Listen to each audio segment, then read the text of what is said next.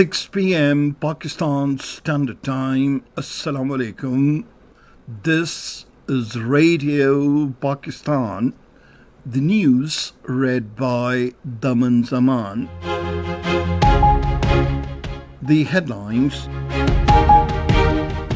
The National Assembly was informed today that the government is working on the improvement of electricity transmission system and capacity enhancement of distribution companies.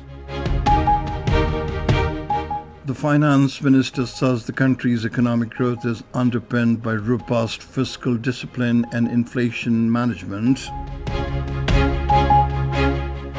A consortium agreement for Machike-Tallia-Tarujabba white oil pipeline was signed in Islamabad today to enhance energy supply chain in the country. UNICEF has expressed its commitment to work closely with Pakistan for the protection of children from impacts of climate-induced disasters. The United States says it will continue to stand shoulder to shoulder with Pakistan in the fight against terrorism. 42 Palestinians were martyred in the unabated Israeli strikes across the besieged Gaza during the last 24 hours. And now the news in detail. The National Assembly was informed today that the government is working on the improvement of electricity transmission system in the country. Responding to a calling attention notice in the lower house today, the Minister for Information and Broadcasting, Ataullah Tadar, said the Prime Minister regularly takes briefings on the steps being taken by K Electric and other distribution companies to improve their capacity. He said K Electric is planning to install 220 megawatt of solar and wind power projects which will help resolve problems faced by the residents of Karachi.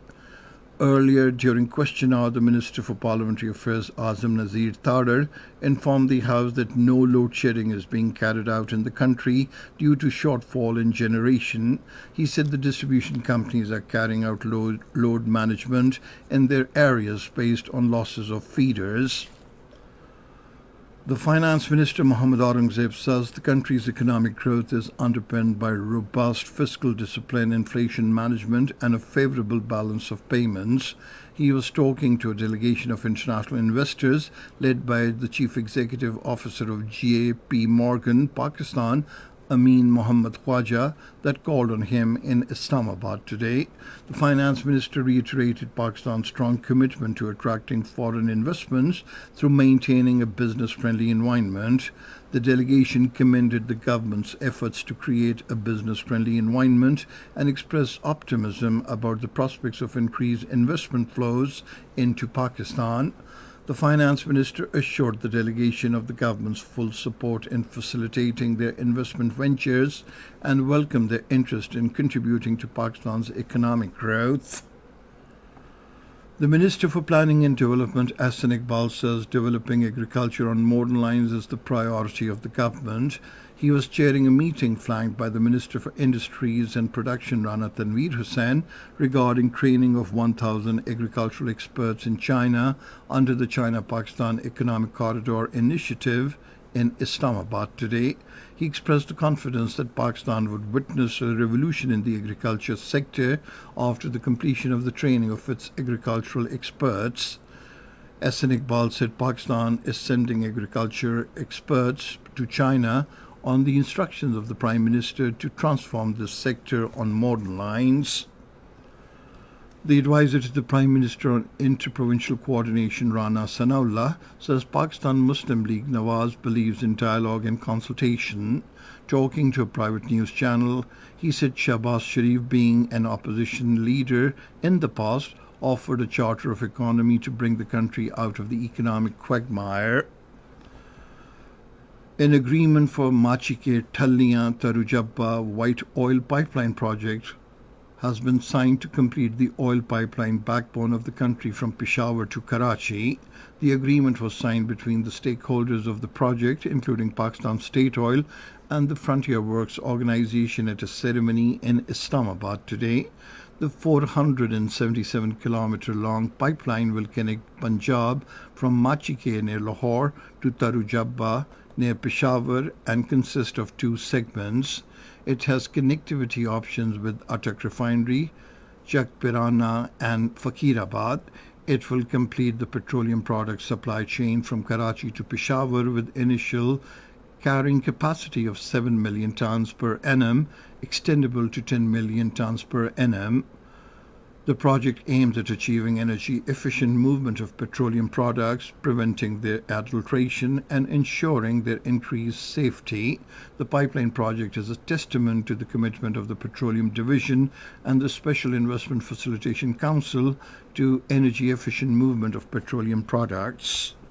This is Radio Pakistan.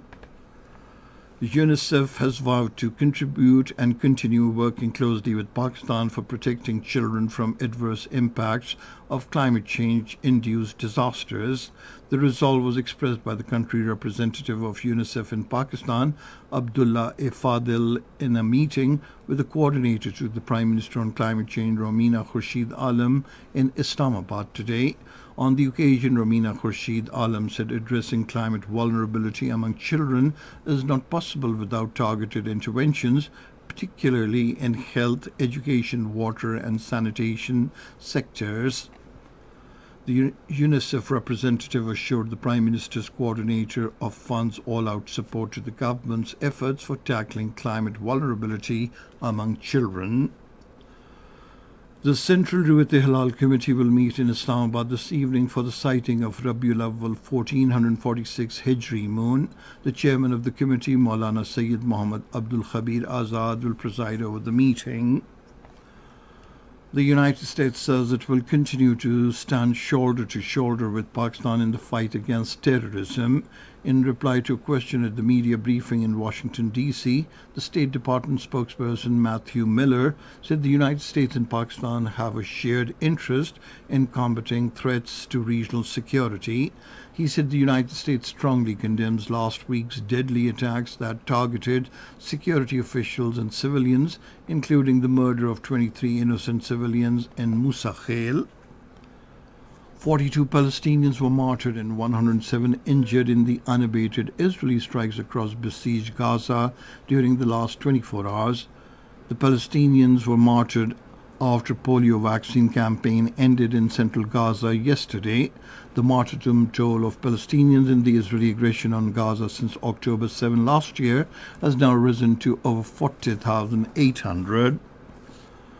The United Nations rights experts has warned that Israel is committing a grave human rights violation against Palestinian people. In a statement, the United Nations Special Rapporteur Francesca Albanese said apartheid Israel is targeting Gaza and the West Bank simultaneously as part of an overall process of elimination, replacement and territorial expansion. And finally, the weather report. Mainly hot and dry weather is expected in most parts of the country during the next 12 hours. However, rain, wind and thunder showers are expected at scattered places in southeastern Sindh, while at isolated places in eastern and south Punjab, Potowar region, southeastern Balochistan, Upper Khyber Pakhtunkhwa, Kashmir and adjoining hilly areas. And that is the end of this news bulletin. For more news and analyses, log on to our website, radio.gov.pk, and you can also watch the live video streaming of our bulletins on the link, facebook.com/Radio Pakistan News Official.